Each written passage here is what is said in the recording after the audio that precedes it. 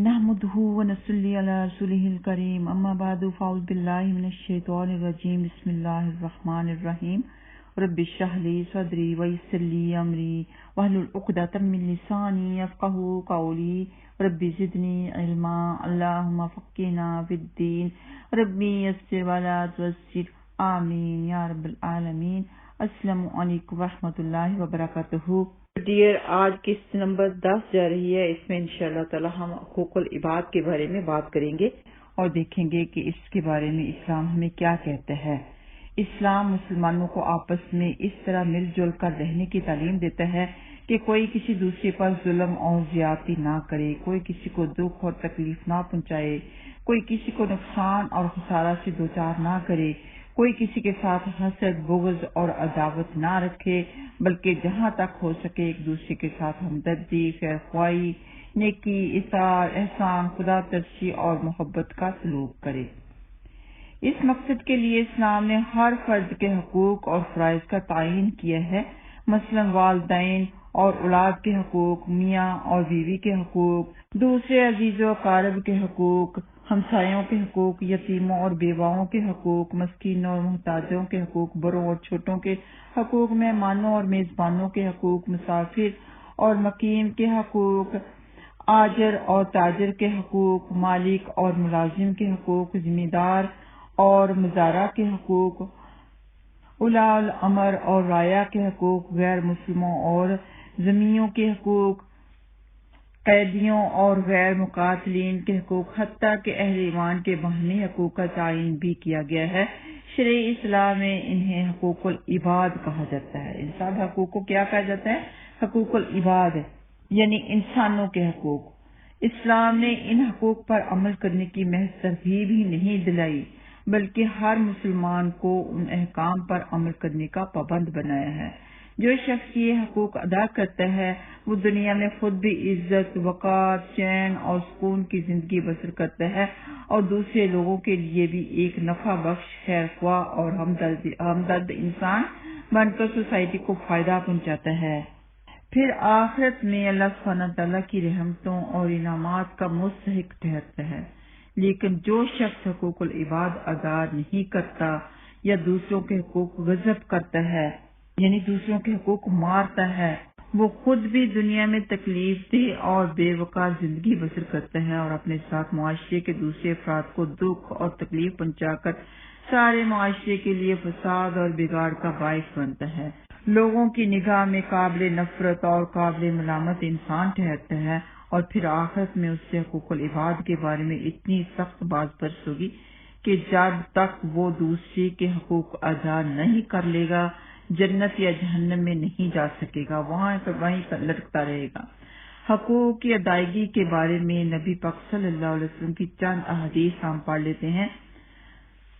तो नंबर 1 हदीस, मैदान हश्र में लोगों को इकट्ठा करने के बाद अल्लाह सुब्हानहू तआला ऐलान फरमाएंगे, मैं हूँ बादशाह, बदला दिलवाने वाला। अगर किसी जहन्नमी पर जन्नती का हक है तो वो उस वक्त तक जहन्नम में नहीं जाएगा जब तक जन्नती को जहन्नमी से उसका हक ना दिलवा दूं, और अगर किसी जन्नती पर जहन्नमी का हक है तो जन्नती उस वक्त तक जन्नत में नहीं जाएगा जब तक जहन्नमी को जन्नत से उसका हक ना दिलवा दूं, ख्वाह एक थप्पड़ ही क्यों ना हो। ये अहमद में मौजूद है। तो बी केयरफुल। किसी को झिड़कना, किसी को थप्पड़ मारना आजकल फितनों का इतना दौर है कि लोगों को आम बात लगती है। ये आम बात नहीं है, ये इसकी पकड़ होगी। आप किसी को नहीं मार सकते, किसी को जलील नहीं कर सकते। तो नंबर 2 है कि एक दफा नबी पाक सल्लल्लाहु अलैहि वसल्लम ने सहाबा कराम से फरमाया, जिसने कसम खाकर किसी मुसलमान आदमी का हक मार लिया, अल्लाह सुब्हानहू तआला उस वक्त उस पर जहन्नम वाजिब कर देते हैं। एक सहाबी ने अर्ज किया, या रसूलल्लाह सल्लल्लाहु अलैहि वसल्लम, ख्वाह मामूली सा ही हो। आप सल्लल्लाहु अलैहि वसल्लम ने इरशाद फरमाया, ख्वाह पीलू की एक टहनी ही क्यों ना हो।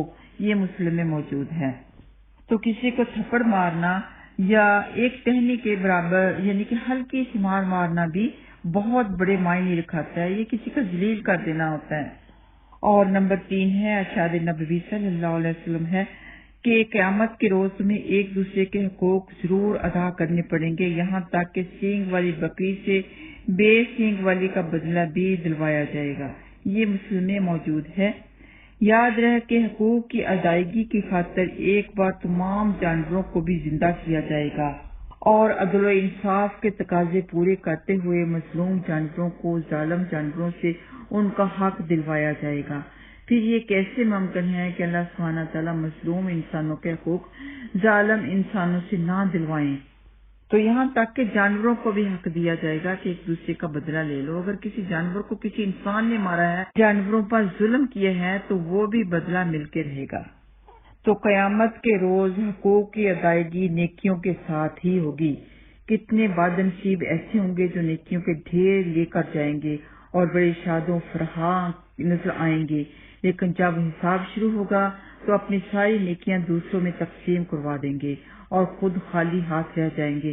کہ تو کوئی نیک انسان یہ نہ سوچے کہ میں اپنی نیکیوں کی وجہ سے وہاں پہ کامیاب ہو جاؤں گا، جب تک کہ وہ دوسروں پر رحم نہ کرے، انسانوں پر، جانوروں پر، سب پر رحم نہ کرے، سب کے ساتھ کسی کے ساتھ بھی زیادتی نہ کرے، تو جنت کی بجائے جہنم ان کا ٹھکانہ مقدر ہوگی۔ اتنی نیکیوں کے باوجود انہوں نے اگر کسی کے اوپر ظلم کیا ہوگا تو اپنی نیکیاں دوسروں کو دے کر اپنا خالی ہاتھ ہو جائیں گے۔ تو ایک بار نبی پاک صلی اللہ علیہ وسلم نے صحابہ کرام سے پوچھا، جانتے ہو مفلس کون ہے؟ صحابہ کرام رضی اللہ تعالیٰ عنہم نے عرض کیا، مفلس تو وہی ہے جس کے پاس درہم اور دینار نہ ہو، دنیا کا مال و متاع نہ ہو۔ آپ صلی اللہ علیہ وسلم نے ارشاد فرمایا، میری امت میں مفلس وہ ہے جو قیامت کے روز نماز، روزہ، زکوٰۃ جیسے اعمال لے کر آئے گا، لیکن کسی کو گالی دی ہوگی، کسی پر تہمت لگائی ہوگی، کسی کا مال کھایا ہوگا، کسی کو قتل کیا ہوگا، کسی کو مارا ہوگا، چنانچہ اس کی نیکیاں حقداروں میں تقسیم کر دی جائیں گی۔ اگر حقدار پھر بھی باقی رہ گئے تو حقداروں کے گناہ اس پر ڈال دیے جائیں گے اور وہ بلاخر جہنم میں ڈال دیا جائے گا۔ یہ مسلم میں موجود ہے۔ تو پیاری بہنوں ذرا غور کیجئے کہ کتنا بد نصیب ہوگا وہ شخص جو زبان کی لذت حاصل کرنے کے لیے دوسروں کی غیبت کرے اور قیامت کے روز اس کے بدلے میں اپنی نیکیوں سے محروم ہو جائے، یا وہ شخص جو دنیا میں کسی کی بہن یا بیٹی پر تہمت لگا کر خوش ہو لیکن آخرت میں اپنے زیادہ راہ سے ہاتھ دھو بیٹھے، یعنی اپنی نیکیوں سے ہاتھ دھو بیٹھے، یا وہ شخص جو چوری، ڈاکہ، رشوت یا دوسرے حرام طریقوں سے مال اکٹھا کر کے دنیا میں چند دن عیش کر لے لیکن آخرت میں اپنی نیکیوں سے محروم ہو کر جہنم کی راہ پالے، یا وہ شخص جو دنیا میں کسی کے زمین، مکان یا پلاٹ یا ناجائز قبضہ کر لے اور دنیا کے چند روز اس سے فائدہ اٹھانے کے بعد قیامت کے روز اپنی ساری نیکیاں اس زمین یا مکان یا پلاٹ کے مالک کے حوالے کر کے خود جہنم میں چلا جائے، تو کتنا ہی برا سودا ہے یہ جو دنیا میں کر رہے ہیں۔ آخرت کی فکر نہیں، دنیا کی چند دن کے لالچ نے ان کو اتنا اندھا کر دیا کہ ایک دوسرے کا حق مارتے وقت نہیں سوچتے کہ آخرت میں ہمارا کیا حال ہوگا، ہماری پوچھ ہوگی، ہماری نیکیاں دوسرے کو دے دی جائیں گی، بلکہ وہ انسان تو فائدے میں رہ گیا جس کی زمین لے لی گئی، جس کا پلاٹ لے لیا گیا، جس پر تہمت لگائی گئی، آپ نے خود کا نقصان کر لیا اور اس کا فائدہ کر دیا۔ تو یہ بہت ہی ظلم کی بات ہے، خود کے اوپر بہت ہی بڑا ظلم ہے۔ اس کے اوپر ظلم نہیں ہوا، آپ کے اوپر ظلم ہوا ہے، اور اس ظلم کا ذمہ دار کوئی اور نہیں، آپ خود ہیں۔ جس کسی نے اپنے بھائی کی بے عزتی کی ہو یا اس پر کوئی اور ظلم کیا ہو تو اسے چاہیے کہ اس سے معاف کروا لے، اور معاف ایسے نہیں کروا لے کہ بس باتوں سے ہی کہہ دے، بلکہ حسن سلوک کر کے دکھائے، اس کے ساتھ اچھا سلوک، اس کے ساتھ احسان کر کے اسے دکھائے تاکہ وہ تہ دل سے آپ کو معاف کر دے۔ اس دن کے آنے سے پہلے جس میں دینار ہوگا نہ درہم، ہاں البتہ اگر اس کے پاس نیک عمل ہوں گے تو اس بے عزتی یا ظلم کے برابر اس سے نیک عمل لے لیے جائیں گے، اور اگر اس کے پاس اتنے نیک عمل نہ ہوئے تو مظلوم کے گناہ اس ظالم پر ڈال دیے جائیں گے۔ یہ بخاری میں موجود ہے۔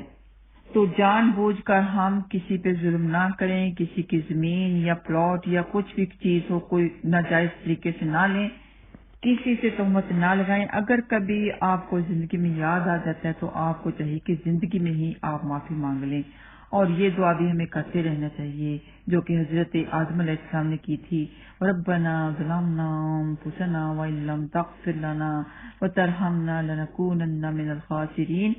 تو حقوق کی ادائیگی کے سلسلے میں نبی پاک صلی اللہ علیہ وسلم نے یہ بات بھی ارشاد فرمائی کہ جب لوگوں کو پل صراط سے گزرنے کا حکم دیا جائے گا تو ہر طرف تاریکی چھا جائے گی، تاریکی کے باوجود مظلوم ظالم کو صراط سے گزرتے ہوئے پہچان لے گا، اور جب تک ظالم سے اپنا حق وصول نہیں کرے گا اسے صراط عبور نہیں کرنے دے گا۔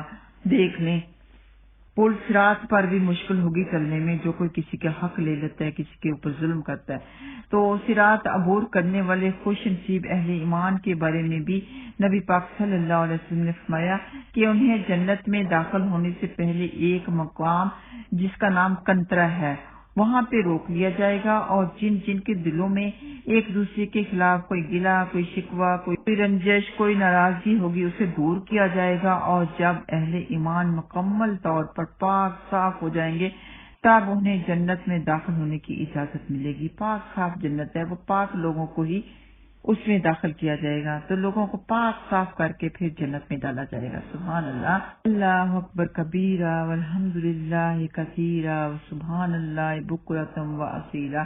تو نبی پاک صلی اللہ علیہ وسلم کے ارشادات سے یہ اندازہ لگانا مشکل نہیں کہ اللہ سبحانہ تعالیٰ کے نزدیک حقوق العباد کی کتنی زیادہ اہمیت ہے۔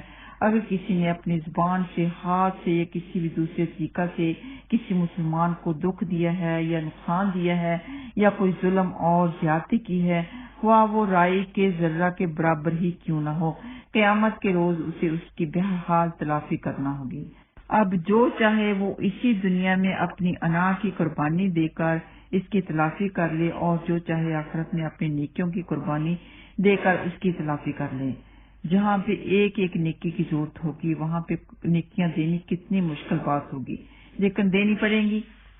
اور اگر کوئی بھولا بسا انسان ایسا ہے جس کے اوپر آپ نے ظلم کیا، وہ اس وقت تو اس کو آپ نے نیکیاں نہیں دیں، یعنی کہ اس وقت تو وہ حساب نہیں ہوا اس کا، وہ آپ کو پل صراط پر پہچان سکتا ہے، بلکہ پہچان لے گا تو وہاں آپ کو آگے نہیں جانے دے گا۔ تو یہاں پر ایک غلط فہمی دور کرنا بہت ضروری ہے کہ حقوق العباد کی اہمیت کے پیش نظر بعض لوگ یہ سمجھتے ہیں کہ حقوق اللہ کی نسبت حقوق العباد زیادہ اہم ہے۔ اللہ سبحانہ تعالیٰ اپنے حقوق تو معاف کر دیں گے، لیکن بندوں کے حقوق جب تک بندے معاف نہیں کریں گے اللہ سبحانہ تعالیٰ بھی معاف نہیں فرمائیں گے۔ یہ بات درست نہیں ہے، بلکہ درست بات یہ ہے کہ حقوق العباد اپنی تمام تر اہمیت کے باوجود حقوق اللہ سے زیادہ اہم نہیں ہے۔ کیوں نہیں؟ کیونکہ حقوق اللہ میں سے سب سے زیادہ پہلا حق اللہ سبحانہ تعالیٰ کی توحید کا اقرار کرنا ہے۔ جو شخص اللہ سبحانہ تعالیٰ کا یہ حق ادا کر دیتا ہے تو گویا کہ اس نے کامیابی حاصل کر لی۔ جو یہ حق ادا نہیں کرتا وہ دائرہ اسلام سے خارج ہو جاتا ہے۔ تو سب سے پہلا حق کون سا آتا ہے؟ وہ یہ کہ اللہ سبحانہ تعالیٰ کو ایک مانا جائے، حقوق اللہ ادا کیا جائے، اس کی عبادت کی جائے، اور جو دائرہ اسلام سے خارج ہو گیا وہ سیدھا جہنم میں چلا گیا، کفر پر اس کی موت ہوئی۔ تو جو مسلمان ہیں دائرہ اسلام کے اندر ہیں ان کے حساب کتاب کے بعد ان کا فیصلہ جنت یا جہنم کا کیا جائے گا، لیکن جو کفر پر مرا اس کا فیصلہ پہلا اور آخری یہی ہوگا کہ اسے جہنم میں پھینک دیا جائے۔ اور یہ بات بھی وجہ ہے کہ بندوں کے حقوق بندے ہی معاف کریں گے، لیکن اللہ سبحانہ تعالیٰ کی ذات ہر چیز پر قادر ہے، وہ اپنے بنائے ہوئے قوانین کا پابند نہیں ہے۔ جب وہ کسی ظالم کو بخشنا چاہے گا تو مظلوم سے اس کے حقوق معاف کروانا اللہ سبحانہ تعالیٰ کے لیے کچھ بھی مشکل نہیں ہوگا، جس پر نظر کرم ہوگی۔ تو حجۃ الوداع کے موقع پر نبی پاک صلی اللہ علیہ وسلم نے عرفات میں اپنی امت کی مغفرت کے لیے دعا مانگی تو اللہ سبحانہ تعالیٰ نے فرمایا میں ظالم اور مظلوم کا حق ضرور دلوا کے رہوں گا۔ نبی پاک صلی اللہ علیہ وسلم نے کہا یا اللہ اگر تو چاہے تو مظلوم کو جنت دے کر خوش کر سکتا ہے اور ظالم کو معاف فرما سکتا ہے۔ نبی اکرم صلی اللہ علیہ وسلم کی یہ دعا عرفات میں تو قبول نہ ہوئی، لیکن مزدلفہ میں جب دوبارہ نبی پاک صلی اللہ علیہ وسلم نے یہ دعا مانگی تو اللہ سبحانہ تعالیٰ نے قبول فرما لی۔ یہ ابن ماجہ میں موجود ہے۔ لیکن نبی پاک صلی اللہ علیہ وسلم کی محبت دیکھیے کہ انہوں نے اپنی امت کے لیے کتنی بڑی دعا کر لی۔ تو کوئی اس غلط فہمی میں نہ رہے کہ نبی پاک صلی اللہ علیہ وسلم کی ہمارے لیے دعا ہے اس لیے ہم جتنے مرضی ظلم کرتے پھرے تو اس دن اللہ سبحانہ تعالیٰ چاہے تو نظر کرم فرما لیں، چاہے تو آپ کو پکڑ لے۔ اس لیے چاہیے کہ زیادہ سے زیادہ کوشش یہ کی جائے کہ کسی کے اوپر ظلم نہ کیا جائے۔ ویسے بھی یہ مسلمان تو کیا کسی بھی انسان کو زیبا نہیں دیتا کہ کوئی کسی کے اوپر ظلم کرے۔ جو حدیث ابھی بیان کی گئی اس کا مطلب یہ ہوا کہ اللہ سبحانہ تعالیٰ حقوق العباد میں سے کسی کے حقوق معاف کروانا چاہیں گے تو اللہ سبحانہ تعالیٰ کے لیے ایسا کرنا ناممکن نہیں ہوگا۔ مسلم شریف کی یہ حدیث تو معروف ہے کہ اللہ سبحانہ تعالیٰ دو آدمیوں کو دیکھ کر ہنستے ہیں، ایک قاتل اور دوسرا مقتول، تو دونوں جنت میں داخل ہو گئے۔ کیسے ہوئے؟ انشاءاللہ تعالیٰ ایپیسوڈ 11 میں ہم اس کے بارے میں بات کریں گے کیونکہ لیکچر کافی لمبا ہو چکا۔ وآخر دعوانا ان الحمدللہ رب العالمین۔ السلام علیکم ورحمۃ اللہ وبرکاتہ۔